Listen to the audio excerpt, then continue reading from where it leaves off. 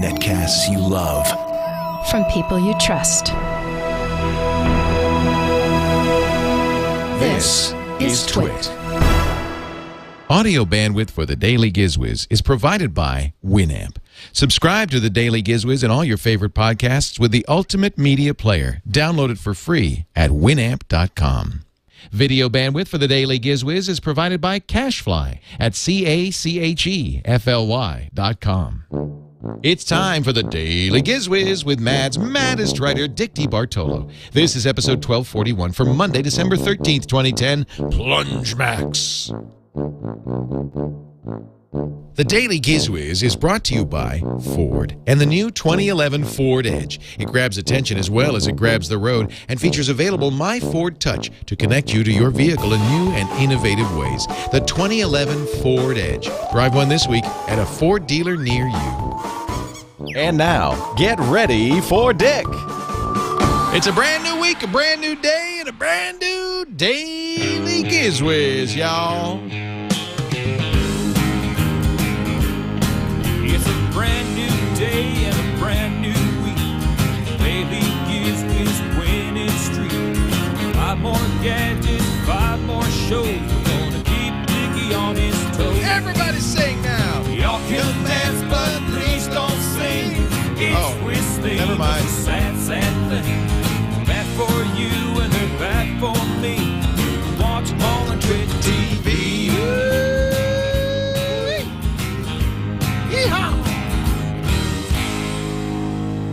Y'all come back now. I'll be here. Isn't that great? Paul Minshall doing that one. Paulywood.com. Paul's Canadian, but he does a great cowboy. Oh, it's great. Yeah. Hey, Dick, how are you? How was your weekend? I'm good. My weekend was good. It's getting cold in the city. When the temperature goes down in the city. You have to say city. And the tree's up. The tree is up in the city. Ah, I don't know if they borrowed any ornaments from that guy in California, but it's up. The guy has 2,000 ornaments. Yeah, the guy with the 2,000 ornaments. They probably don't do this in Manhattan, but out here in the suburbs, their big thing is to not only do the big Christmas display in front of your house, but to synchronize it to music. Those Christmas lights displays. Have you ever seen those? You know what? In some of the suburbs, like Queens and Brooklyn, a lot of people do that, and a lot of people complain that other people do that. Right. Of course, the local TV crews go and show it, and crowds. You bet. Yeah, let's go down and see the dancing cherubs and the dancing elves. And and it's funny because everybody has different musical tastes, and a lot of times it's the Christmas carols, the Mannheim steamrollers, things like that. But somebody sent me a video of a guy who did a heavy metal song by Slayer, and he did the lights. It's really quite festive. Wow. Very Christmassy. Wow. Did they do that up in Petaluma? Oh gosh, yeah. Oh, big time. This is really. In fact, the cottage. You do anything on the cottage? It's funny you should ask that because a couple of years ago, Colleen and I said we should really do this because the cottage is, as you know, it's very kind of quaint and rustic. Yeah. And I was thinking, trucking in some snow and doing the lights and everything, but we never did get around to it. And now, this is our last Christmas in the cottage. So I don't know if I think it's too late probably to do that. It'd be really a lot of fun. Well, you could, don't you have Photoshop? Yeah, that's it. Send it out as a Christmas card. Who's to know? Hey, that's a great Who's to know? The way you Photoshopped my name in when I came out, you could do the same with. We could use a little masking tape. No, we actually are having the company Christmas card picture is going to be shot on Wednesday. So that's a very good idea. Yeah.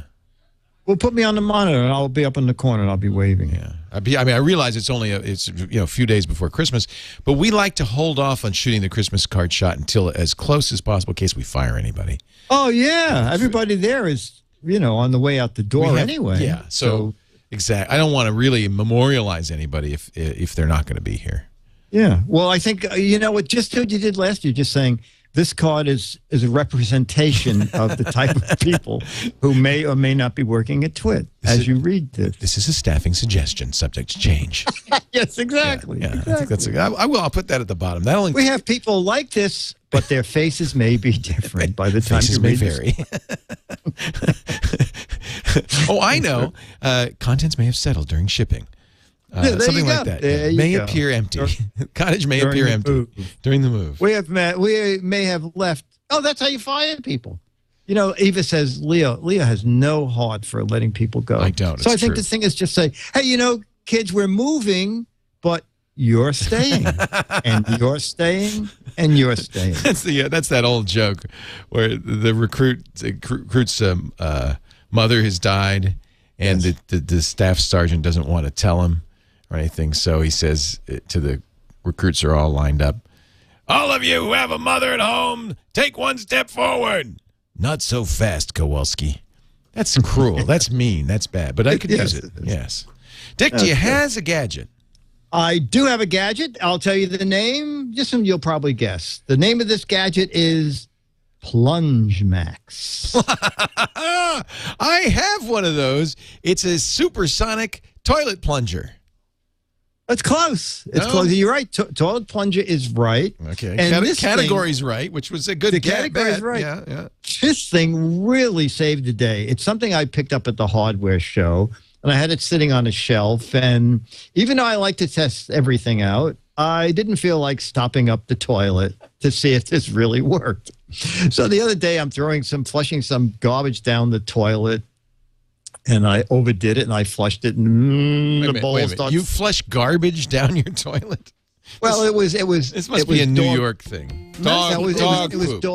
Okay. It was dog poop. Refuse. Right. Yes. Refuse. Yes. Exactly. Yes. Exactly. Yes. Here is PlungeMAX.com. Right. Oh yeah. So, you were trying to teach Fairway how to use the toilet? Has used the toilet. And then I could not for the life of me find the plunger, the old-fashioned plunger. And I probably lent it to someone in the building because, you know, people in the building know, hey, tools, Dick probably has it. Sure. Go down and knock on this. Yeah. Sure. So I go, wait a minute. Besides, once somebody uses your plunger, you really don't want it back, to be honest. No, well, you know, I put it in the Violite. Yeah. I ultraviolet. Okay. Yeah. But then I throw the Violite out after you put a plunger in it. So I find the PlungeMAX and I go, this is really not going to work. Wait a minute. Wait a minute. I'm looking at it right now. It looks like, so it's all folded up in a little box, and you open the box and it like springs open. And it looks like a giant bellows that you would, you know, the blacksmith used to use. Do you have one there? Where? Maybe you get Myra Joyce to demonstrate it. That's all right. I got the video. I'm looking at PlungeMAX.com. Hey, Dennis, I'm looking if you're at the upstairs, video. could you come down? Hey, Dennis, could you come down and bring the PlungeMAX with you? We got a situation. Dennis, I think I put the PlungeMAX in the cabinet over my toilet. We got a situation down here, Dennis. Bring the PlungeMAX. So the PlungeMAX. Looks like a big bellows that you raise the toilet seat lid, and you put the bellows directly on the porcelain. Just weird. And the bottom of the bellows has 3 big holes in it. Yeah. And then you close the top of the lid on the bellows, which forces air into the toilet. So like a regular plunger, although the people who make PlungeMAX say it's 25 times more air than developed by the little rubber plunger. Wow. Well, that's considerable. On the second push down, boom, toilet flushed clean. Wow. So it really worked. It worked like a charm. It's just a little large, but the thing is it's sanitary because it never touches anything. It never, exactly. I heard that, Myra. Okay. Here it is, ladies and gentlemen, for your edification. Wow. So there it is. There's the 3 holes that let the air through. And then it looks like a bellows, and you lay it on. How much force did you need to exert on the toilet seat? What you do is close the cover. of the, at first I tried to push down on it and I go, maybe it's time to look on the box. So I look on the box and it says, just close the toilet seat. You don't actually sit on it or anything. You just let it close. No. I just push down with the toilet seat. Nothing horrendous. I just push it down quickly. And the first time I hadn't used the toilet seat cover, so it didn't work. But the second time when I pushed down the whole toilet seat cover, then it uniformly pushed down on the PlungeMAX and just flushed the toilet. That is just bizarre. Yeah, and if you go to Amazon and type in PlungeMAX, it's as low as $15. The list price is $20. I saw it on there for $14.99 and I think $17.99. So it's really neat. There's such bizarre things that happened. Is the hardware show was in May. I had no need for this. This blockage thing happened, like last Monday. And then Tuesday, I get an email. PlungeMAX just wins the Handyman's membership award council thing for ease of freeing up toilet clogs.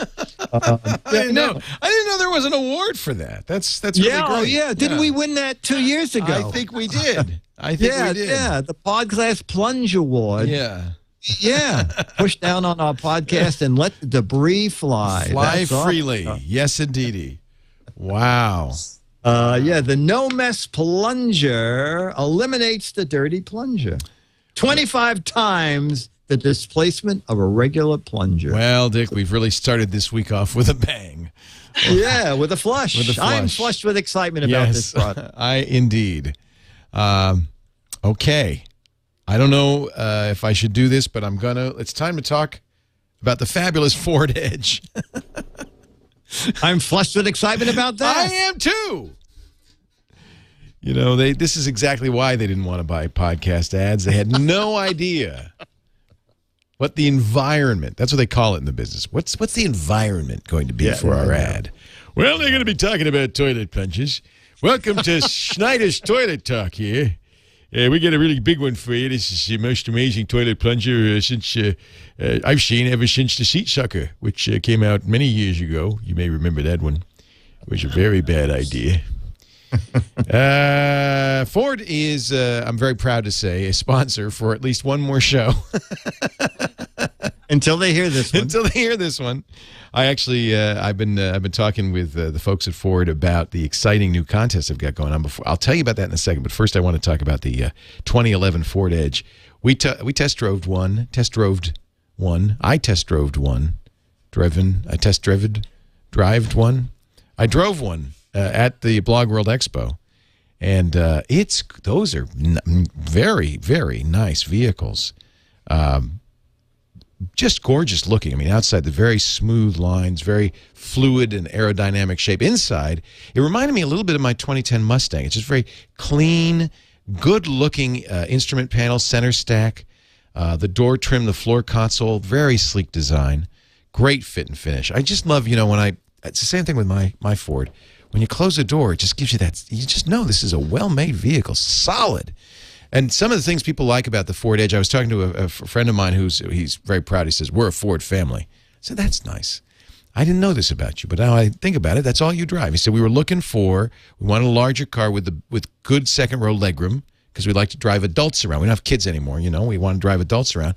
The Ford Edge has the best-in-class second-row legroom. He said, yes, that's why we bought it. It's also got, and I love this, the Vista roof, with the forward panel that tilts and opens, for the front, but it's also got a fixed rear skylight. So the people in the back seat, they got the light, they got the legroom, they're just enjoying life. It's just a good thing in there. You got your ambient lighting. You can choose the light that fits your mood. I have that in my Mustang, too. I really love the 2011 Ford Edge. And by the way, you're not giving up fuel efficiency for a car that feels great and drives great. Its 285 horsepower V6 is the most advanced engine out there with an EPA estimated 27 highway miles per gallon. And you can get the sport package, too, even more horsepower, 280 foot-pound torque. And available My Ford Touch, which I would highly recommend you at least look at. This is the Ford Sync. We've talked about this before. You keep your hands on the wheel, your eyes on the road. You're paying attention to what you're doing, but you still can place calls by voice. You press the button on the wheel and you place a voice call. You can You could tell it what music to play. You could control the temperature. It's got the 911 assist, turn-by-turn directions, all of that. The My Ford Touch is the next level up with the 8-inch screen there, which is fantastic, in the center stack, and the two little screens behind the steering wheel in the instrument console. Those are programmable. So you get information on all 3 LCD screens, responds to all your voice commands. It's just fantastic. So take a look at the Ford Edge. And incidentally, here's the contest that they were telling me about. I want you to go to TWiTFordFocus.com. All one word, TWiTFordFocus.com, to win, for your chance to win a trip to Madrid with you and a friend to test drive the new 2012 Ford Focus. TWiTFordFocus.com. I saw the new Ford Focus at Blog World. This is a great car. If you win, you could earn $10,000 for your selected cause and a trip to Madrid to Spain's National Institute for Aerospace Technology to test drive the 2012 Ford Focus before anybody else gets to. A gorgeous vehicle with lots of very nice features. The Focus is going to be, you're going to hear a lot about this. So upload your video to the 2012 Ford Focus Global Test Drive now through December 31st for your chance to win. TWiTFordFocus.com will take you to this Facebook page. You select your language, you make your video, it'll explain what you need to do.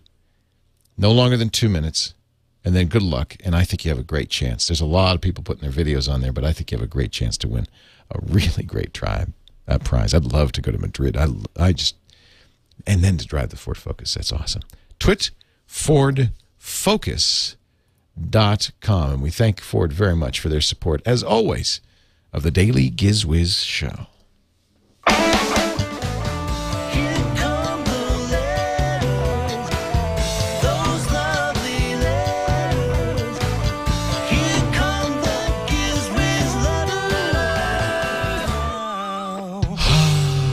Ladies and gentlemen, Dick DeBartolo. And our letter comes from Christy McFarland. First of all, I'd like to say happy birthday to Leo. Thank you. Oh, yeah, happy birthday. Yeah. It just passed, right? Yeah, November 29th. My hat size is 7.5. My shirt size is 17.5/34. My pant size is 40/30. My shoe size 9.5 wide. But don't worry about a gift. No, we had not actually thought about that. That's what I thought, because I didn't get any.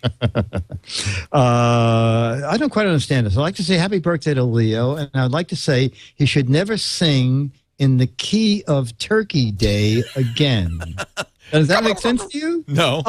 Okay. Saying, on to my question for the Turn the Table Tuesday theme. We'll have to listen for this tomorrow. I cannot make out all of the lyrics. For the most part, it's pretty clear. But where it starts out, Dick says, I can't make out what the singer is trying to pronounce. I know exactly what he's saying. Oh, okay. Dick says, in his mournful way, but that didn't quite match. No. Then I thought it must be Dick says, in his scornful way. No. None of those really match. So exactly what the Tuesday scene. Okay, good. Good. We're going to play it tomorrow because it's Monday. But, yes, but this is an advance. An advanced sneak peek at the Turn the Tables Tuesday theme. By the way, this is, I think, a Dan Luters, I believe. No, I'm sorry. This is a George Wood jingle. Leo looks under his desk to find some crap to share.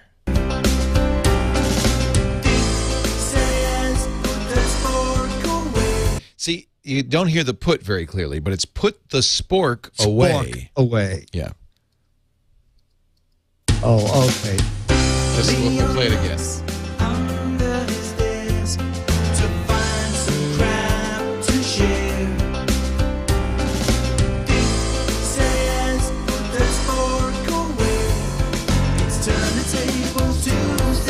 See, put the spork away. Put away. And I always thought it was Turn the Table Wednesday. So I'm glad you played that. Thank goodness. Thank goodness, because otherwise I'd have to wait on tomorrow. I mean, the day after. Today. So there, George Wood did that great jingle. And guys, keep up the fantastic work on the Daily GizWiz. Lovingly and laughingly, Christy. Thank you. So there you go, Christy. We cleared it up for you. Yes, I hope we did. Those are called, what's the name? Mondragons. Do you know what a mondragon is? I think that's what they're called. Let me look. No, it's good because today is Monday, so it's perfect. Mondragons. Mondegreens? Mondegreens. Thank you. Barbara was saying mondegreens. Mondegreens. You know why she knows? Because it's our own San Francisco Chronicle, John Carroll, who kind of popularized the notion of mondegreens. And a mondegreen is a mishearing or misinterpretation of a phrase, typically a standardized frame in a poem or lyric in a song, due to near homophony. Oh, yeah. That's where Barbara lives out there. She lives near homophony. Yeah. It came from the 17th century ballad, The Bonnie Earl o' Moray. And it was actually... I always thought that was Bonnie Oil of Olay. That's exactly right. You see? Sylvia Wright, who's an American writer, wrote an essay, The Death of Lady Mondegreen. And it comes from this poem said, "Ye highlands and ye lowlands, oh where ha ye been? They has slain the Earl o' Moray and Lady Mondegreen." But actually it was, "and laid him on the green." You see? So that became a mondegreen. My favorite, of course, is from the hymn, Gladly, the Cross-Eyed Bear. I like him. I remember kids say the darndest thing. Yeah. It was an old TV show with a guy named Art Linkletter, and it was a kid saying his prayers, and the kid said, "Our Father, who art in New Haven, how'd you know my name?" That's good. I like it. That funny, right? You've heard the famous Creedence Clearwater Revival song, "There's a bathroom on the right," like that one. Yeah. There's a bathroom on the right. Purple Haze, Jimi Hendrix. Excuse me while I kiss this guy. There's quite a few of these. Quite a few famous ones.